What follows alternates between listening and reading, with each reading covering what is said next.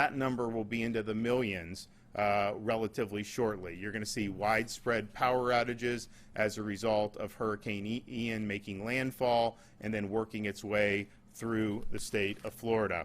But we're working with all of those companies to make sure that they have the ability to get in as soon as possible and to help restore power once the storm passes. And that's both FDOT as well as Florida Highway Patrol with that. FloridaDisaster.org / get a plan if you have any questions about what is going to be happening within the next 24 hours. And what's going to happen is this is a relatively slow-moving storm now. When it actually reaches landfall, it's likely to go to a trickle. That's going to dump an enormous amount of rain on the state of Florida. It is going to work its way from southwest Florida up to the central part of our state. It's going to have major impacts in places like Osceola County, Orange County, and it's now projected to exit the state of Florida after passing through Volusia County, and it will go into the Atlantic Ocean and likely probably gain strength and run into some other state. But once it gets out of Florida, it's going to be kicking up a lot of water, and that's going to impact northeast Florida. It's going to impact the St. Johns River. It's going to impact Duval County. So this is going to have widespread impact. So you see major hurricane category 4, that initial impact, that's going to be severe. The storm surge is going to be severe. Obviously, the water and the flooding for a slow-moving storm, very severe impacts in southwest Florida. But those impacts are going to continue going out all through the state. So this is not going to end up leaving the state of Florida until sometime on Friday morning. So this is a lot of nasty weather that we're in store for over the next few days. Kevin Guthrie is here, as well as Jimmy Petronas, so I'll let Kevin come up, and then we'll hear from Secretary Perdue and CFO. Thank you, Governor. Again, appreciate your continued leadership on this response to Hurricane Ian. As you said, currently Hurricane Ian is bringing tropical storm force winds and rain to the Keys and South Florida. Our meteorologist just mentioned to us that before coming in here that our tropical storm force winds may extend out at landfall 300 plus miles to the northeast.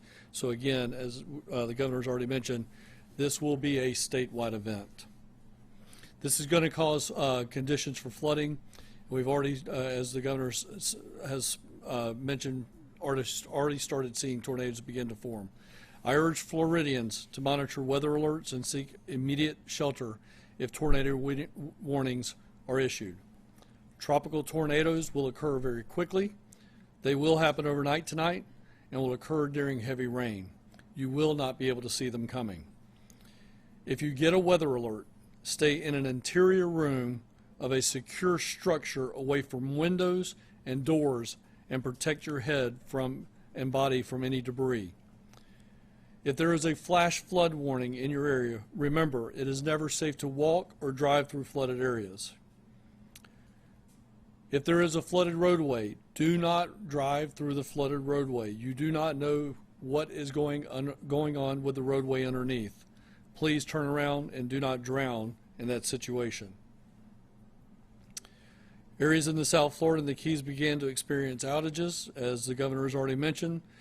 We highly encourage you, as such, if you have not lost power, please go by an ATM and have some cash on hand before power is lost in your area.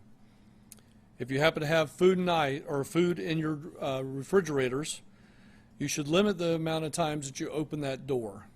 This will help keep your food and perishables intact for a longer period of time.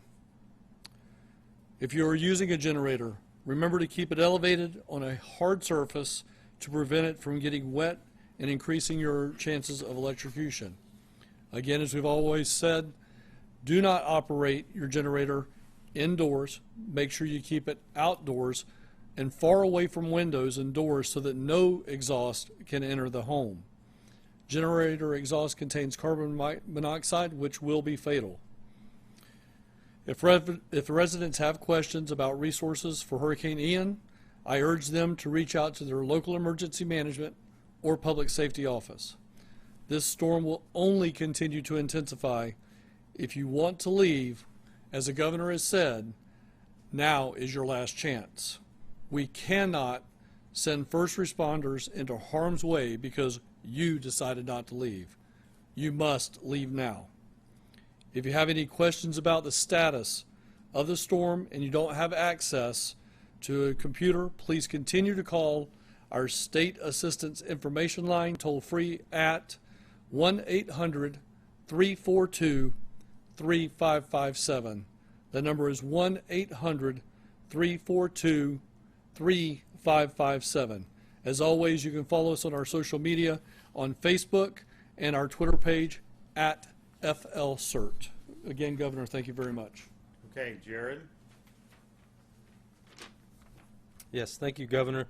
Earlier today, efforts were taken to enhance the ease of evacuations for Floridians by suspending tolls in Central Florida and activating what we call emergency shoulder use along the I-4 corridor from Tampa to Orlando.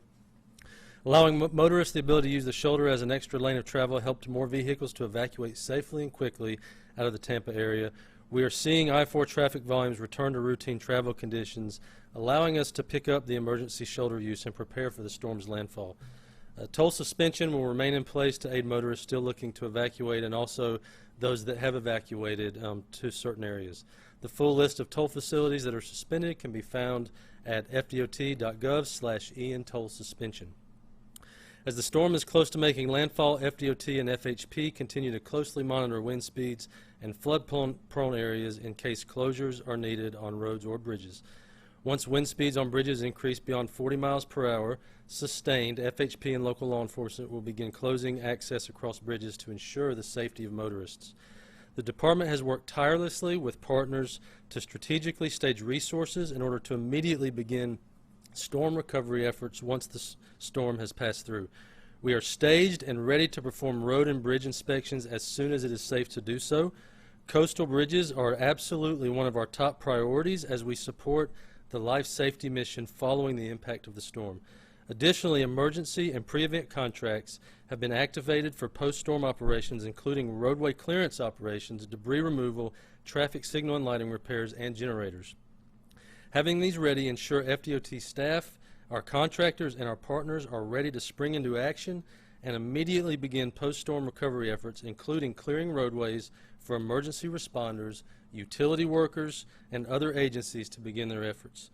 Transportation partner agencies have made storm preparations and are anticipating efforts to reopen as quickly as possible. Seaports, airports, rail, and transit agencies in the path of the storm have closed in anticipation of the storm making landfall and stand ready to open as soon as it is safe. As families continue preparations and make post-storm plans over the next few days, stay informed of traffic conditions by visiting Florida 511 at fl511.com or downloading the app on both Apple and Android devices. Thank you, Governor. Okay, Jimmy Petronas. Thank you, gentlemen. Your leadership is going to save lives. Our urban search and rescue teams stand ready to activate. We have 5 state teams that are activated with additional 5 FEMA teams that are in play. We have over 600 resources to bear in addition to these out-of-town teams. Virginia 1 and 2 just came back from Puerto Rico. They're in Miami, so as this is a full court press on behalf of the state's resources to make sure that our folks have the peace of mind that they know that our state is there to save them at their most critical time. Florida's teams are second to none. I'm incredibly proud of how hard and well they work together, whether it be Hurricane Michael, Irma, or Surfside Building. Florida truly has the best urban search and rescue teams in the nation. They stand ready. And Governor, thank you for your leadership. Okay, all right. Well, we'll be back very early tomorrow morning, so we'll see you guys. Couple questions, Governor? I'll see you guys in the morning.